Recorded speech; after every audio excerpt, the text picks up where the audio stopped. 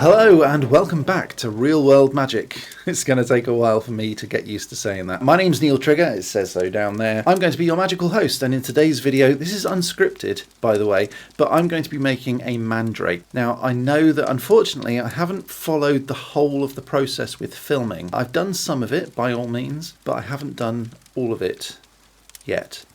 I will, but there's a reason that I haven't done this, and because I'm moving at the moment and it's all kind of hectic. I basically packed away all of my camera equipment and then had to unpack it for some of this sort of stuff. So bear with me, but I'm going to be making one of these.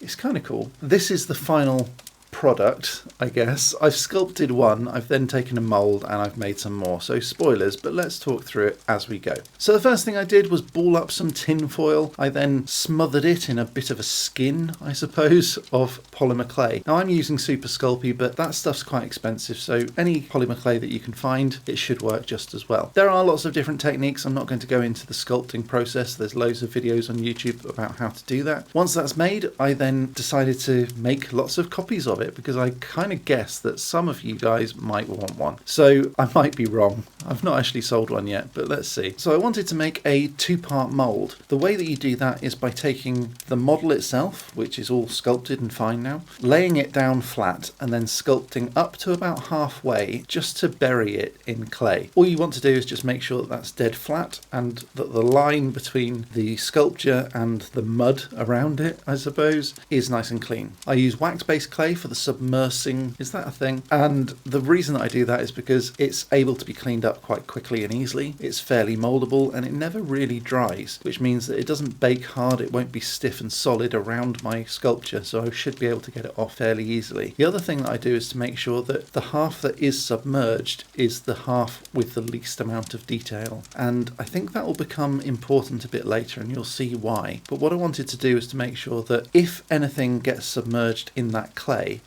because I didn't want to have to do too much cleanup or for the cleanup to take too long, I decided that I would submerge only the bit without too much detail. Hopefully that makes sense and you'll see why in a second. Next thing, I just did some registration marks in the clay, and I did that by poking holes in it and that sort of thing, and you'll see how that works in just a moment. So once you've done that and you've made your base, you need to put that into a mould box. A mould box can be made from foam core. I did try various other ways of doing it, including Lego, and I'm going to be doing a video on that about how I made a mess, frankly. It was a chocolate cauldron that I tried to make. I'll put out a separate video about that because it was ridiculous. It took a very long time, cost a lot of money, and it wasn't terribly successful. They're good at pooping. So I'm going to try to show you how I did that, or I guess didn't do that, but hey ho, I tried. So when you're making the mould box, I use foam core and a glue gun and go around all of the seals just to make sure that it's not going to leak. Make sure that the glue is completely hard, cool and dry before you go ahead and do any kind of silicone pouring. So once you've made the foam core mould box, I would strongly recommend foam core because Lego was a travesty. You then start mixing up this silicone and you just pour that in. Now make sure that that's a very, very thin stream, otherwise you're going to get air bubbles. The other thing that I did was use a stick to make sure that I covered the model completely. All of the clever little details and all of the subtle stuff that I really wanted to pick out of the mould, I wanted to just make sure that there were no air bubbles in that bit because I wouldn't want anything breaking, and I wanted to make sure that I could use that mould many times and produce as many of these things as I wanted. So I used a bamboo skewer just to go over it, just to make sure all of the air bubbles were popped. I also used a heat gun just to make sure that it's a good way, because the air inside each of the bubbles will then expand with the heat and they'll then just burst, which is great. So they come to the surface and then they pop. Once I've done that, I then fill it all the way to the top just to make sure that that's fully covered, and then when it sets, that's half of the mould already done. Flip the whole lot over and take out that clay. That can be a bit tricky, so the best way to do that is just take off the bottom of the mould box. That's not what I did, and I kind of regret not doing it the correct way.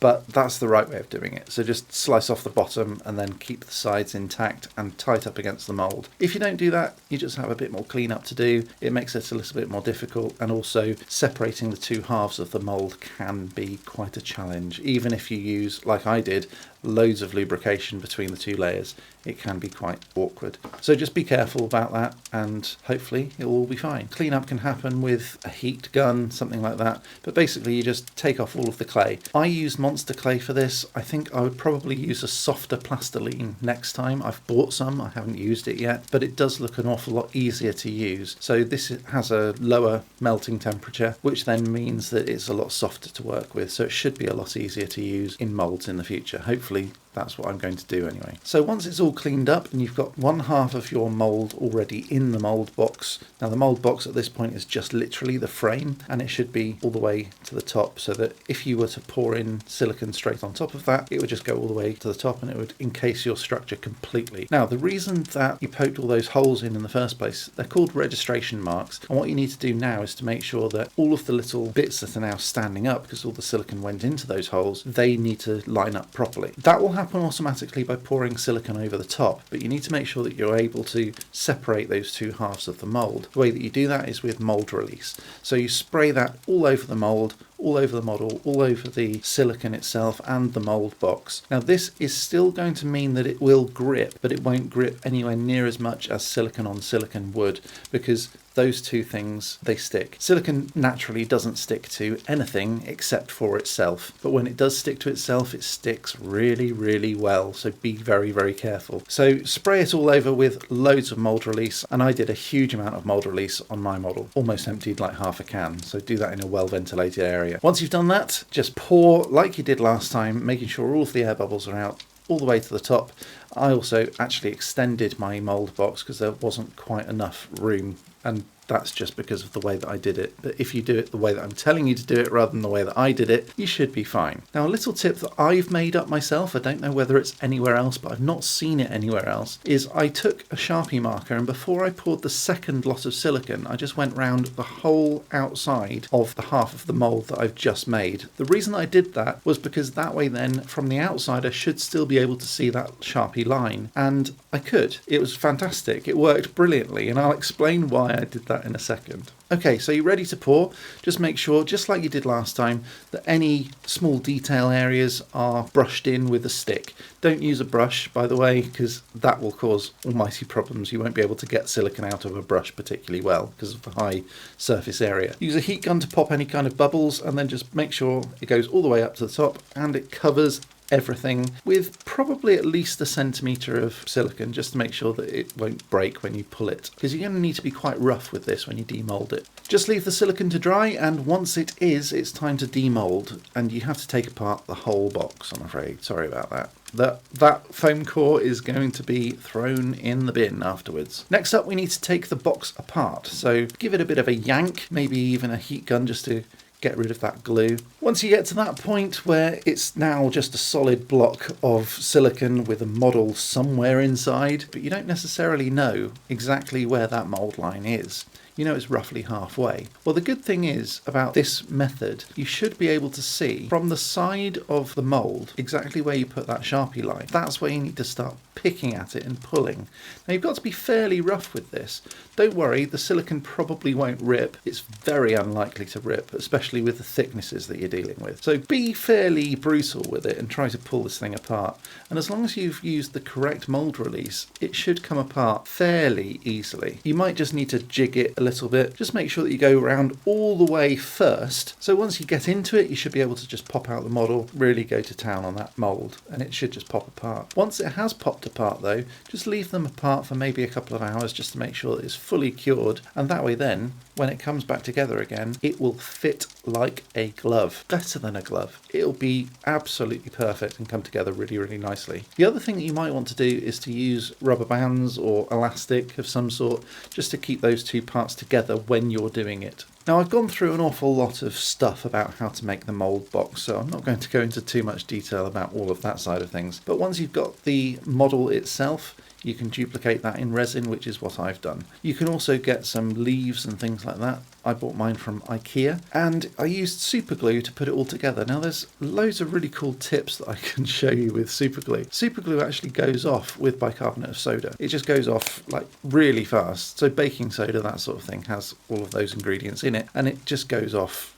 like a chemical reaction. It does get quite warm, pretty hot to be honest, but it goes off really, really fast. And so I just use super glue and then sprinkle on some baking powder and it goes off really fast. If there are any air bubbles or anything like that in the resin, you should be able to repair those with super glue and a little bit of baking powder just flicked at it, it'll go off immediately. So once you've done all the cleanup, you might also want to use a Dremel just to get rid of the flashing sides of bits and just make it look really slick. Once that's all done and you've glued everything together, you've also got the base as well.